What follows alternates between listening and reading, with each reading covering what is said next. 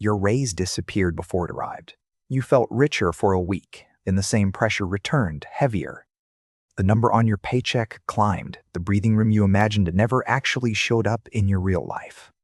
You are running, but the finish line keeps moving. Every time you reach it, it slides further away. This is not a money problem you can out-earn. It is a quiet pattern hiding inside ordinary, reasonable choices. By the end of this, you will see the pattern clearly. Once you see it, you get to decide. It begins so gently you never notice. A small upgrade here, a nicer version there. Nothing dramatic at all. The old apartment felt fine last year. Now the same walls feel cramped, the same couch suddenly looks tired. Nothing changed about the apartment. What changed is the invisible bar that decides what counts as enough. That bar moves quietly.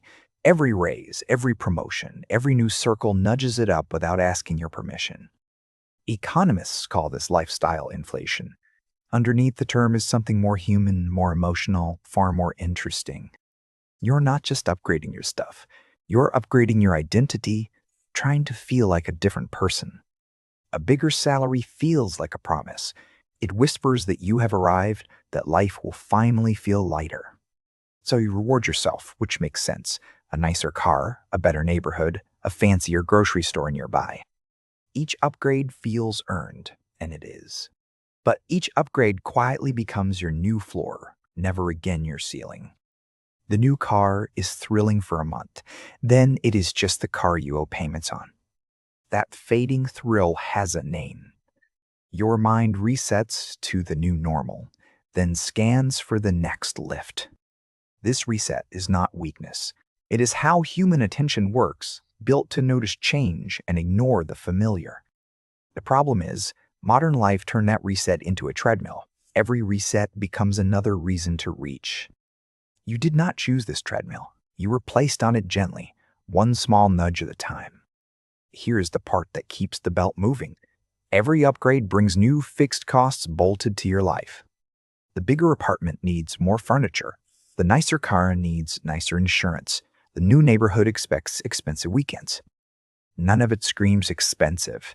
It whispers in small monthly amounts, in subscriptions that all feel completely reasonable. Then one day you look up. Your raise is already spent before it lands in your account. The math is brutal in its quietness. Income went up 30%. Expenses went up 32% somehow. Money is only half the story here. The deeper engine is emotional, running in the background your whole life. Somewhere underneath the spending is a very old need. You want to belong, to feel safe, to feel enough.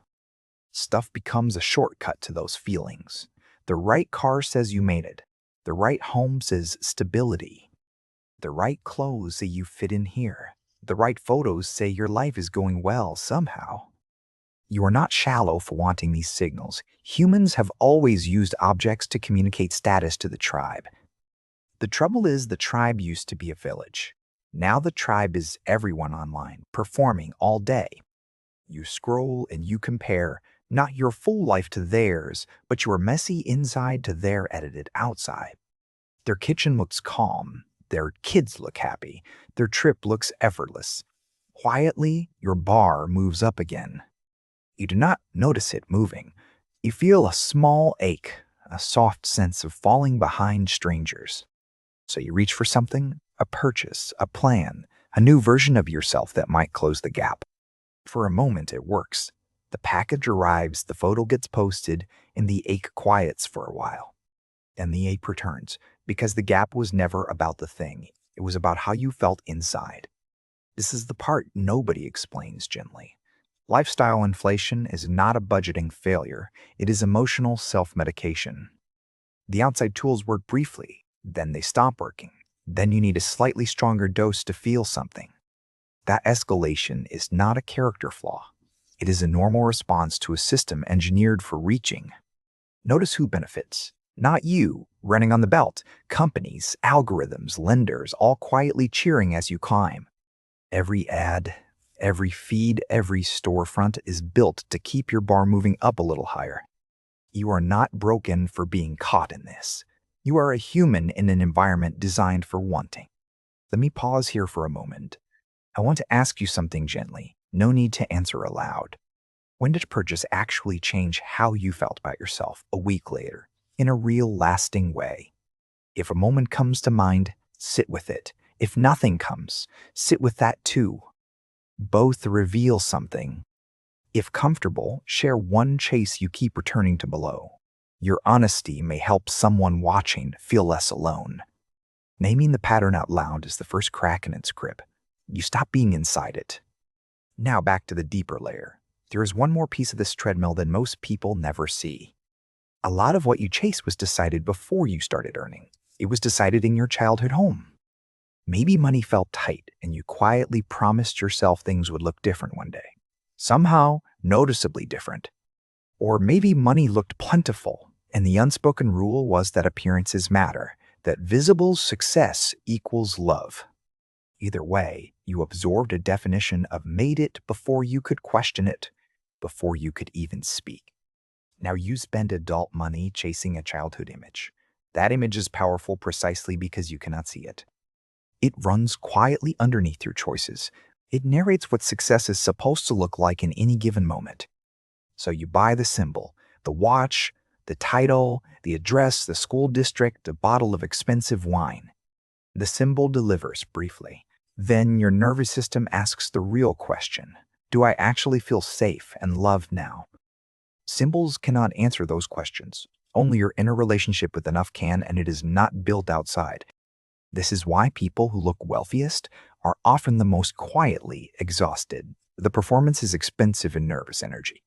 Meanwhile, some of the most financially calm people drive old cars and live in homes that look completely unremarkable. They are not depriving themselves. They simply stopped letting algorithms and old wounds set the bar for their life. That is the quiet secret of stepping off. It is not about earning less or shrinking your life. It is about reclaiming who defines enough for you. Right now, that definition is outsourced to outside voices. Imagine bringing it back inside. Imagine your own values, your own pace writing the definition of enough instead. What would life look like if you stopped editing it for an audience that barely watches anyway? Probably softer, probably slower, probably more yours with space to breathe and less to prove. Suddenly a raise does not have to disappear. It can sit there, quietly just existing as breathing room and choice. A friend can buy something beautiful and you can feel genuinely happy. Their upgrade stops auto-loading into your shopping cart. A scroll through other lives stops feeling like measurement.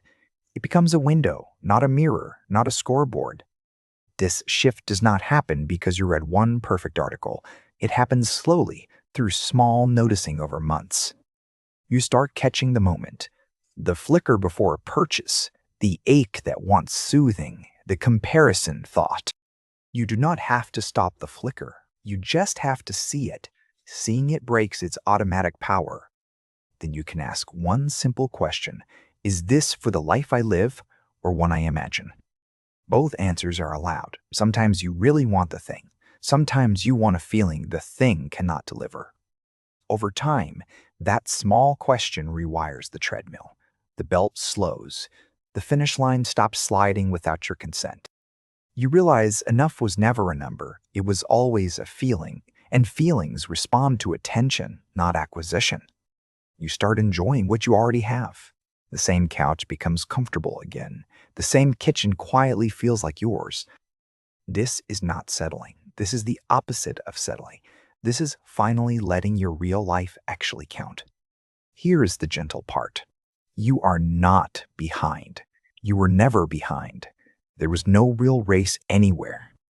The people you compared yourself to were comparing themselves to someone else. The chain of comparison has no winner. Stepping off does not mean giving up ambition. You can still build, earn, grow, dream, and reach for things. The difference is the engine. You stop running from a feeling of lack. You start moving from curiosity and care. That engine is sustainable. The other one quietly burns you out while handing you a lifestyle you barely enjoy. Here is one small step if you want one. This week, notice an upgrade urge without acting on it. Ask where it came from, not to judge it, just to meet it. Pattern, person, host, memory, or mood. Knowing the source softens the urge more than any budget could. The awareness itself is the actual medicine. You may still buy the thing. That is fine. The point is the choice becomes yours again, not the treadmill. That is what stepping off really looks like. Not deprivation, just the quiet return of your own authorship. You stop performing for invisible audiences. You start living for the actual person inside your actual skin. The treadmill keeps spinning whether you stand on it or not. Stepping off only stops your part. Other people will keep upgrading. That is okay. Their belt is not your belt, and their pace is not yours. You will sometimes feel a flash of envy. That is human. Notice it and let it pass through. Envy is just information. It points at something you want, sometimes the thing, more often the feeling underneath. Some weeks you will step back on without noticing. Just step off again when you see it happening. There is no perfect version of this. There is only the quiet practice of noticing again and again. Over time, the noticing becomes faster. The flicker arrives. You see it. The spell breaks before you reach. You begin to trust yourself with money in a new way. Not as a chaser, but as a quiet author. You begin to trust yourself with comparison too. Other lives become interesting, not threatening, not measurements against your worth. You begin to enjoy small, ordinary things again. A walk, a meal, a slow morning, a quiet evening at home. These were always available. The treadmill just made them feel too small to count. They were never too small. A quiet life is not a failed life. It is often the goal everyone secretly wants, but rarely admits. If this gave you a moment of recognition, I would love to hear it. Share what landed below. Your words may be the exact thing another viewer needs to read tonight. A small mirror reflecting their own treadmill. If you want more gentle decodings of money, status, and quiet patterns, consider subscribing and turning on the bell. It tells the algorithm this kind of honest conversation deserves to reach more thoughtful people, just like you. Before you close this, take one slow breath. Look around the room you are actually in right now, today. Notice something ordinary that is already yours. A lamp, a mug, a window, a sound. Let it quietly count. Let it be enough for one full moment, not forever, just now. Just this breath, this small noticing. Because the truth the treadmill member tells you is simple. Enough was never out there waiting for you somewhere. It was always here, quietly, patiently, waiting to be felt by the only person who could feel it. That person is you. Always was. The chase was loud, the enough was quiet. You can finally hear it now.